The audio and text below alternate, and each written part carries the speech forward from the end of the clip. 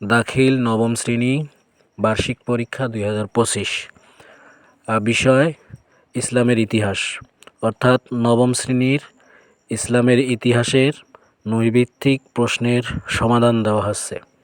আর এটি lecture publication থেকে প্রকাশিত।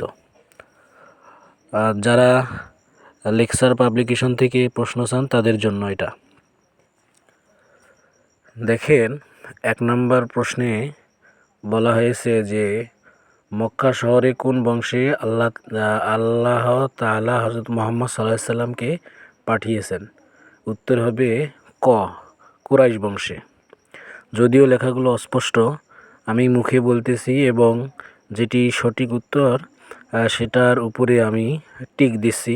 আমার মুখের কথা এবং টিক চিহ্ন মিলিয়ে নেবেন।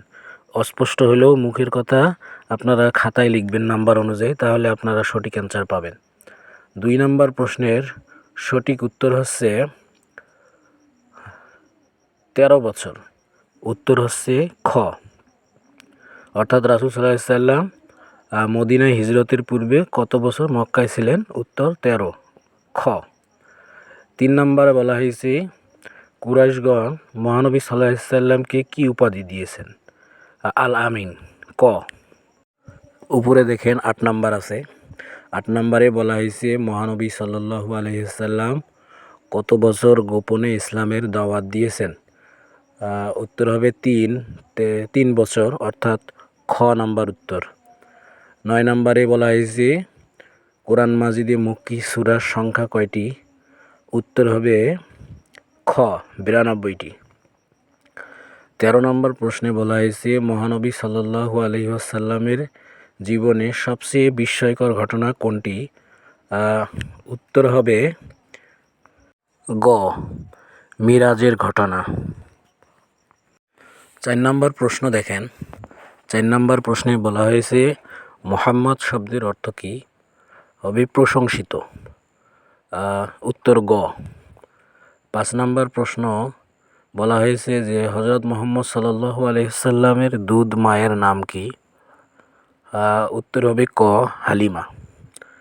এদিকে 11 নম্বর প্রশ্নে বলা হয়েছে মিরাজে গিয়ে মহানবী সাল্লাল্লাহু আলাইহি সাল্লাম তার উম্মতের জন্য কত রাকাত নামাজ নিয়ে এসেছিলেন? 5 ওয়াক্ত নামাজ। 12 নম্বর প্রশ্নের সঠিক উত্তর হচ্ছে সব শেষেরটা, উত্তর হবে ঘ। 6 নম্বর প্রশ্নের সঠিক উত্তর হচ্ছে হেলফুল ফুজুল, উত্তর ক। আর 7 নম্বর প্রশ্নের সঠিক উত্তর হচ্ছে শেষেরটা, ঘ। এপাশে 13 নম্বরটা মিস্টেক হয়েছে। 14 নম্বরটা ধরেন। বলেছে যে রাসূল সাল্লাল্লাহু আলাইহি সাল্লামের ইন্তেকালের পর মুসলমানদের কোন সমস্যার সম্মুখীন হতে হয়? উত্তর হবে 1 ও 3। উত্তর হবে 1 ও 3, সব শেষেরটা, ঘ। 15 নম্বর প্রশ্নে দেখেন বলেছে যে হযরত উমরের সামরিক বিজয়সমূহের অন্যতম ছিল। উত্তর হবে ক, পারস্য বিজয়। 16 নম্বরে বলা হয়েছে শাসনকার্যে উমরের কৃতিত্ব পরিচয় হচ্ছে। উত্তর শেষেরটা, ঘ। আর 23 নম্বরে দেখেন বলেছে ইসলামে নবীর পরে কার স্থান? হচ্ছে উত্তর গ, আবু বকর রাদিয়াল্লাহু তাআলা আনহু। 24 নম্বরে বলা হয়েছে কাকে ইসলামের ত্রাণকর্তা বলা হয়? এটাও আবু বকর রাদিয়াল্লাহু তাআলা আনহু, উত্তর গ। 25 নম্বরে বলা হয়েছে হযরত ওমর রাদিয়াল্লাহু তাআলা আনহু এর ডাক নাম কি ছিল? উত্তর হবে ফারুক, উত্তর ক। 26 নম্বর কোন খলিফা গভীর রাতে মহল্লায় মহল্লায় ঘুরে বেড়াতেন? এটা হচ্ছে আবু বকর রাদিয়াল্লাহু তাআলা আনহু। উত্তর হবে ক। 17 নম্বর প্রশ্নে বলা হয়েছে খেলাফত যুগে নির্বাচন পদ্ধতি ছিল কয়টি? উত্তর হবে 2টি, ক। 18 নম্বর বলা হয়েছে খলিফাগণ কোথায় বসে রাজকার্য পরিচালনা করতেন?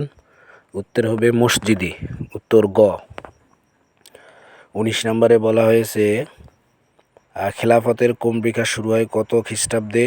উত্তর হবে 632 খ্রিস্টাব্দে। খ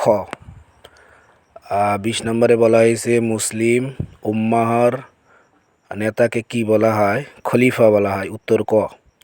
21 নম্বরে বলা হয়েছে খোলাফায়ে রাশিদিনের নির্বাচন পদ্ধতি কী ছিল? গণতান্ত্রিক, উত্তর খ। এই পাশে দেখেন 27 নম্বরের প্রশ্নে বলা হয়েছে সর্বপ্রথম কার শাসন আমলে ভণ্ড নবীদের আবির্ভাব ঘটে? উত্তর হলো খ, হযরত আবু বকর। 28 নম্বরে দেখেন বলা হয়েছে কোন যুদ্ধের মাধ্যমে তাদের দমন করা হয়? উত্তর হবে 3 নম্বর, রিদ্দার যুদ্ধে, উত্তর গ। 29 নম্বরে বলা হয়েছে জামিউল কোরআন কাকে বলা হয়? উত্তর হবে শেষেরটা ঘ, হযরত উসমান রাদিয়াল্লাহু তাআলা আনহু। 22 নম্বর প্রশ্নে দেখেন বলছে মুসলিম জাহানের প্রথম খলিফার নাম। এটা উত্তর সহজ, হযরত আবু বকর রাদিয়াল্লাহু তাআলা আনহু, উত্তর ক। আর 30 নম্বর প্রশ্নে বলা হয়েছে জুলফিকার কিসের নাম? এটা হবে উত্তর খ, এটা তলোয়ারের নাম। তো আপনারা যারা দেখছেন আমার মুখের কথার সাথে এখানে মিলিয়ে নেন এবং খাতায় লিখে রাখেন, তাহলে এটা ভালো হবে। যদি ভালো লাগে অবশ্যই আমার চ্যানেলটি সাবস্ক্রাইব করে আমার পাশে থাকবেন, যাতে করে পরবর্তী ভিডিও আপনারা খুব সহজে পান।